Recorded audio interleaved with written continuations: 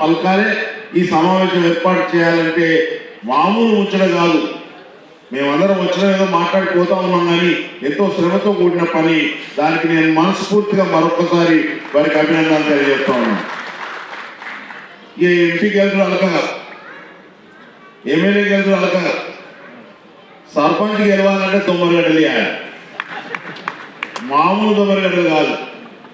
ఎవరికి ఏం ఫిట్టింగ్ పెట్టాలి, ఏ వాళ్ళ నుంచి ఏం మాట్లాడాలి, ఆయన ఓట్లు ఎట్లా ఆకర్షించాలి అని అనేక ఇబ్బందులు పడి, ఆర్థికంగా కూడా డబ్బులు ఉన్నాయి, మాటలతో నమ్మించుడా, మాటలతో డొప్పించుడా, డబ్బులతో డొప్పించుడా.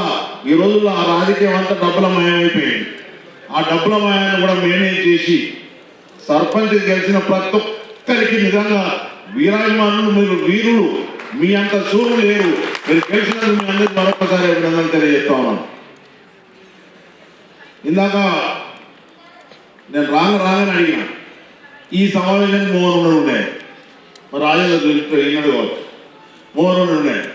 ఎందుకనంటే ఒక సర్పంచ్గా రాజకీయ జీవితాన్ని ప్రారంభించి అంచెలంచెలుగా ఎదిగి ఒక ఎమ్మెల్యేగా అయ్యి ఒక విప్ అయ్యి ఈ రాష్ట్రానికి ఒక ఆదర్శంగా నిలిచినటువంటి మోహన్ అన్న కూడా ప్రత్యేకంగా ఈ కార్యక్రమంలో అభినందనలు తెలియజేస్తా ఉన్నాను.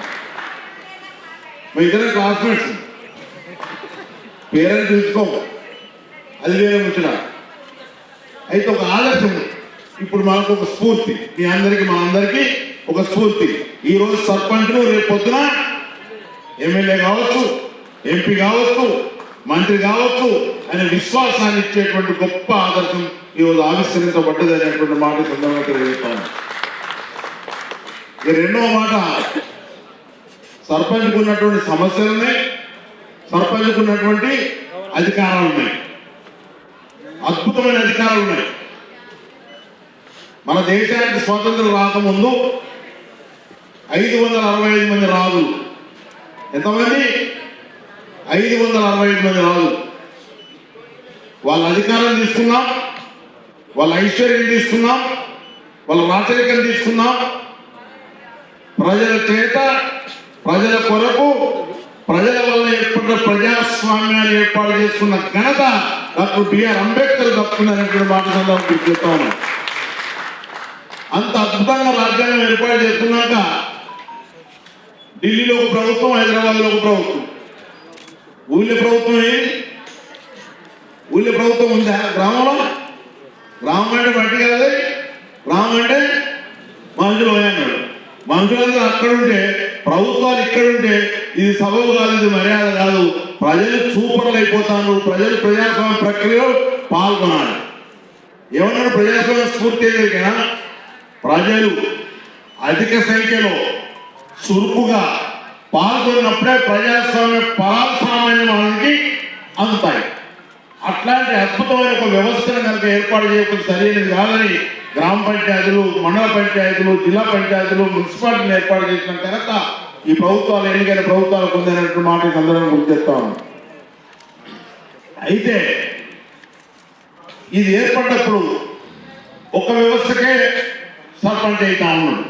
అది పాత ప్రాచీన వ్యవస్థ చూస్తే ఒక కుటుంబం ఆయన సర్పంచ్ చేయండు, ఆయన కొడుకు సర్పంచ్ చేయండు, ఆయన మనవడు సర్పంచ్ చేయండు.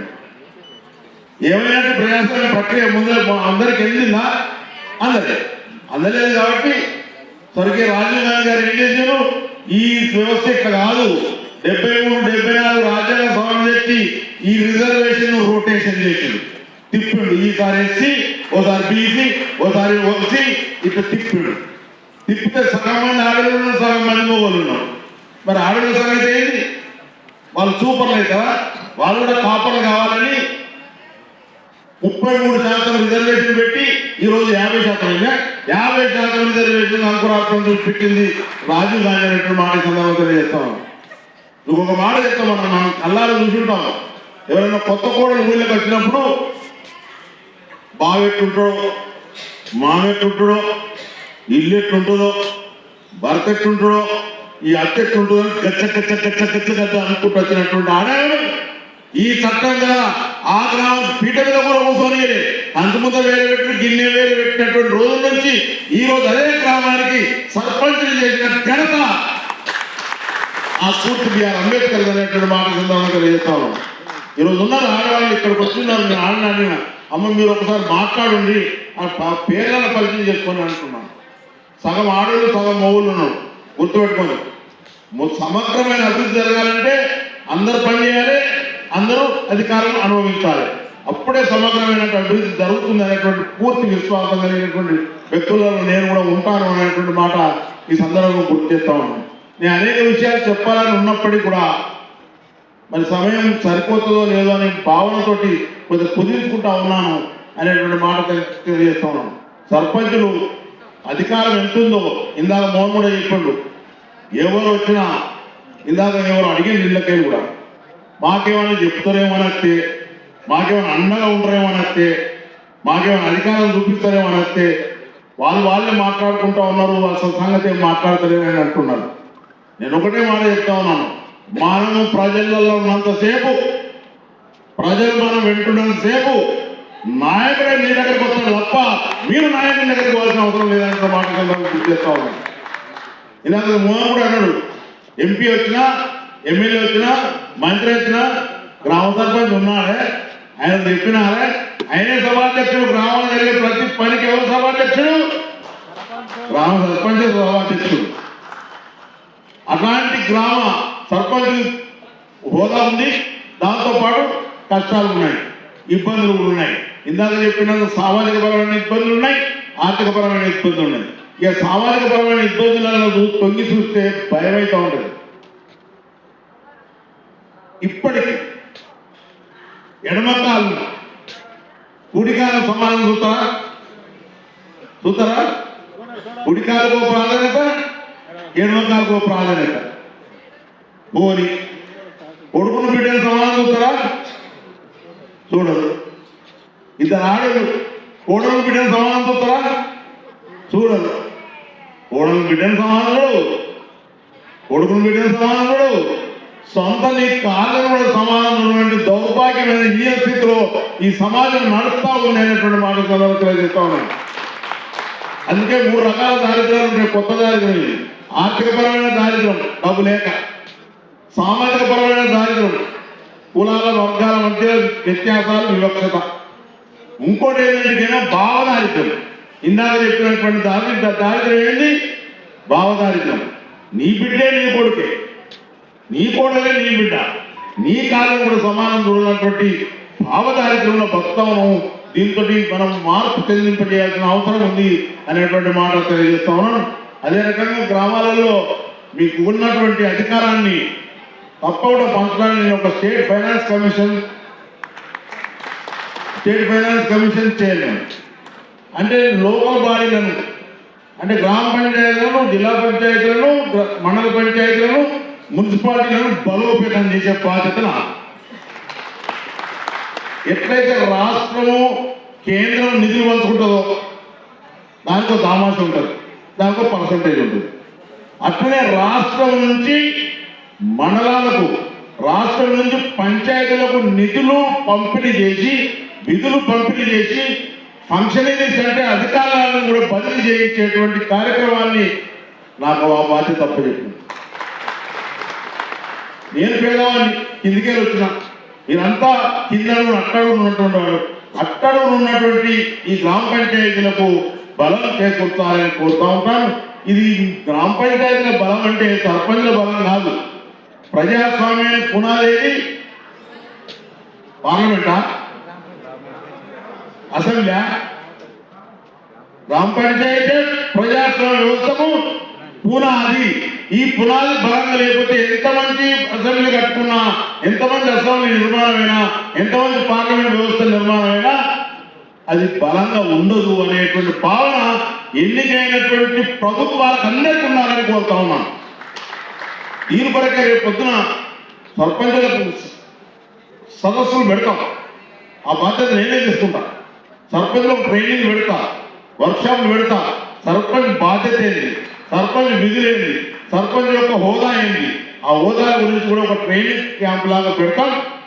మరి వాళ్ళది జిల్లా వారీగా పెడతామా, ఆ సంఖ్యను బట్టి రాష్ట్ర స్థాయిలో పెడతామో పెట్టేటువంటి ప్లాన్ చేస్తాను. మీకున్నటువంటి పరిపూర్ణమైనటువంటి భావాలను, పరిపూర్ణమైనటువంటి ఆలోచనను కల్పించే బాధ్యత తీసుకోవడం జరుగుతుంది అనేటువంటి మాట సందర్భంగా తెలియజేస్తాను. ఎట్లయితే మోహన్ సర్పంచ్కి అనుభవం ఉన్నాడో నేను ఎండిఓగానే పనిచేసి ఎక్కడ మండలాలలో సర్పంచ్ల బాధలు ఎరికే, మండల ప్రజల బాధలు ఎరికే, మండల చైర్మన్ జిల్లా పరిషత్ బాధలు ఎరికే. అలాంటి బాధలను మనం అధిగమించేటువంటి కార్యక్రమంలో రెండు. ఒకటి, మన జ్ఞానం గట్టిగా ఉండాలి, ఆలోచన శక్తి గట్టిగా ఉండాలి. ఆలోచన శక్తి అందరూ చదువుకుంటే బాగా ఆలోచిస్తున్నారు. చదువుకున్న వాళ్ళందరూ తెలియగలరా? అందరు నిరాక్షరాలు అజ్ఞానులా? మా మార్గంలో ఒక రాజయ్య ఉంది సర్పంచ్, వెనకటాకు సర్పంచ్ కూడా కాలే. ఆ చుట్టుపక్కల 60 ఊళ్ళకు ఆయన పెద్ద మనిషి సార్. ఏం పెద్ద మనిషి? ఆయన ఒక హైకోర్టు జడ్జి లాగా. ఒక ఏ సమస్య అయినా కూలంకషంగా ఇట్లా ఒలిచిపెట్టాడు చేసి నేను తప్పు మీద రైట్ అనిపించేది. అట్లాంటి మనస్తత్వం కలిగినటువంటి ఒక పెద్ద మనిషి. అంటే నిరక్షరాస్యతలో కూడా జ్ఞానం ఉంటుందని అనేటువంటి భావన తెలియజేస్తూ, ఆ జ్ఞాన సంపద గట్టిగా ఉండాలి, డిప్లొమసీ కూడా ఉండాలి. దానికి ఇప్పుడు ఉతుకుతావా అంటే ఉతుకని అని అంటాను అనుకో, నేనే ఉతుకుంటామని ఉతకరాదన్నా. ఇందాక మోహన్ కూడా చెప్పాడు విజ్ఞత. ఎట్లా అంటే పిలుస్తారు, ఏదన్నా అవమానం జరిగే పరిస్థితులు వస్తే దాన్ని గమనిస్తాం. మనం గమనించకుండా ఉండాలి, గమనించినట్టు కనపడద్దు. అట్లాంటి డిప్లొమసీ మనం మెయింటైన్ చేయవలసిన అవసరం ఉంది అనేటువంటి మాట ఈ సందర్భంగా తెలియజేస్తాను. ఒకటే మాట ఇంక చివరిగా, ఒక ఇంగ్లీష్ ఆయన ఫారినర్ తెల్లగా ఉండి ఒక బనియన్ నెక్కరేసుకొని అరటిపండు తోడుకు నాకుతాను అనుకో, రైల్వే స్టేషన్లో అరటిపండు తోడుకు తింటాను అనుకో, ఇండియన్ చూసి ఏమంటాడు? ఇంగ్లీష్ అయినా తోడు టేస్ట్ చేస్తాను అన్నట్టు. దేన్ని తోడుకోను, అరటిపండు తోడుకోను.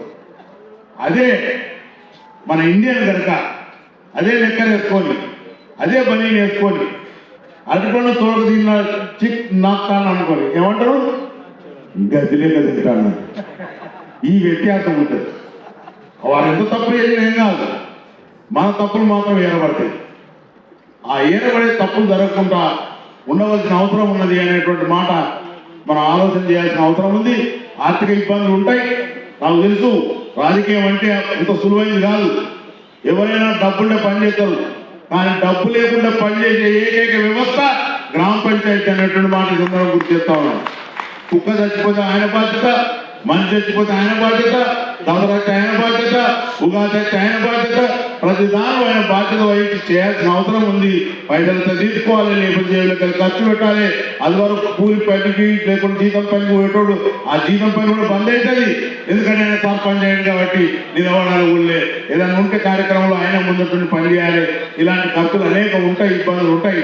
ఆ ఇబ్బందులను తొలగించేటువంటి కార్యక్రమంలో నా వంతు కృషి కూడా తప్పకుండా చేస్తాను. మీకు ఎక్కడెక్కడైనా ఇబ్బందులు ఉన్నా, ఎక్కడెక్కడైనా అవస్థలు వస్తాయి, నాకు తెలుసు. ఆ అవస్థలు, ఇబ్బందులు ఆర్థిక పరమైనవి కానీ సామాజిక పరమైనవి కానీ ఏ ఇబ్బంది ఉన్నా స్టేట్ ఫైనాన్స్ కమిషన్ ఉంది, దానికి ఒక చైర్మన్ ఉన్నాడు. మీ అందరి బాధ్యత వహిస్తానికి నేను అంటే పంచాయతీ అంటేనే పేద అనుకుంటాను. ఆడ ఓసీ ఉంటాడా, బీసీ ఉంటాడా, ఇంకెవరు ఉంటాడా నాకు సంబంధం లేదు.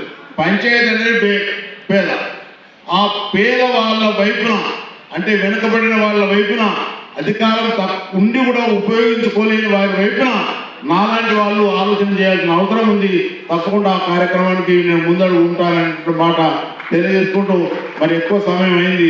నేను మళ్ళీ వర్క్షాప్లో ట్రైనింగ్లో చెప్తా ఏం చేయాలి, ఎట్లా చేయాలి, ఏం మాట్లాడాలి, ఏది ఉండాలి, ఎంత అధికారం ఉంది, ఎన్ని విధులు ఉన్నాయి, ఎన్ని బాధ్యతలు ఉన్నాయి, అవన్నిటి గురించి మనం కూలంకషంగా మాట్లాడుకుందాం అని తెలియజేసుకుంటూ, మరి ప్రత్యేకంగా నాకు నిజంగా కూడా చాలా ఆనందం ఏంటంటే ఇంతమంది సర్పంచులు పిలిచి ఈ రవీంద్ర భారతిలో మాదిక సర్పంచులను ఒక సన్మానం చేస్తామని ఒక సంకల్పం పెట్టినటువంటి గట్టయ్య మన యాదయ్య గారికి మరొకసారి అభినందనలు తెలియజేస్తూ, మనమందరం చీలిపోతే ఏమైంది, కూలిపోతాం. కలిసి ఉంటే కలసుఖం. ఒక గడ్డిపోత బలహీనం, గడ్డిపోస కలిస్తే ఎంటైతుంది, ఎంటైతే ఏనుగు కూడా కట్టేస్తుంది. దృఢమైన సంకల్పం అందరిలో ఉండాలి అనేటువంటి మాట. మాదిగల ఐక్యత వర్ధిల్లాలి, మాదిగల ఐక్యత గట్టిగా, మాదిగల ఐక్యత, మాదిగల ఐక్యత. ఎవరో వస్తారు ఏమో చేస్తారని ఎదురు చూసి మోసపోదు, మనమే చేసుకోవాలి, మనమే కలిసి ఉండాలి. ఈ కలిసి ఉండే తత్వంలో ఇబ్బందులు ఉన్నాయి. వీధి కుక్క ఎవరిని కడుతుంది, వీధి కుక్క ఎవరిని కడుతుంది, ఇంకో వీధి కుక్కనే కడుతుంది, కానీ శ్రేష్టమైన కుక్కనే కడవి. మన ఇంకా కరప్షన్ తయారవుతారు. ఈ కరప్షన్తో కూడా జాగ్రత్తగా ఉండాలి, కనిపించడంతో కూడా జాగ్రత్తగా ఉండాలి. ఇవన్నీ డిప్లొమసీలో ఒక భాగమైనటువంటి మాట తెలియజేసుకుంటూ అనేక అవస్థలు పెట్టేటువంటి ప్రయత్నం జరుగుతుంది. దాన్ని అధిగమించడానికి ఇదివరకు సగం అభివృద్ధినే సర్పంచ్ చేయండి, మామూలుగా సర్పంచ్ కాలే. పాఠం నేర్పింది ఇదివరకు సగం నేర్చుకున్నారు, ఇంకా సగం ముందు కాలంలో నేర్చుకుంటారు అనేటువంటి దృఢమైన బలమైనటువంటి ఆలోచనతోటి ముందుకు వస్తారని నమ్ముతూ మీరందరూ కూడా మంచి ఆదర్శప్రాయమైనటువంటి గ్రామ పంచాయతీలుగా తీర్చిదిద్దడానికి, ఆదర్శప్రాయంగా ఇంకోరికి ఎదురు చూసుకుంటా ఇంకోలుగా నమూనాగా మన సర్పంచులు ఉంటారనేటువంటి మాట తెలియజేసుకుంటూ మీ అందరికి మంచి భవిష్యత్తు కలగాలని కోరుకుంటూ సెలవు తీసుకుంటా ఉన్నాను. జై హింద్.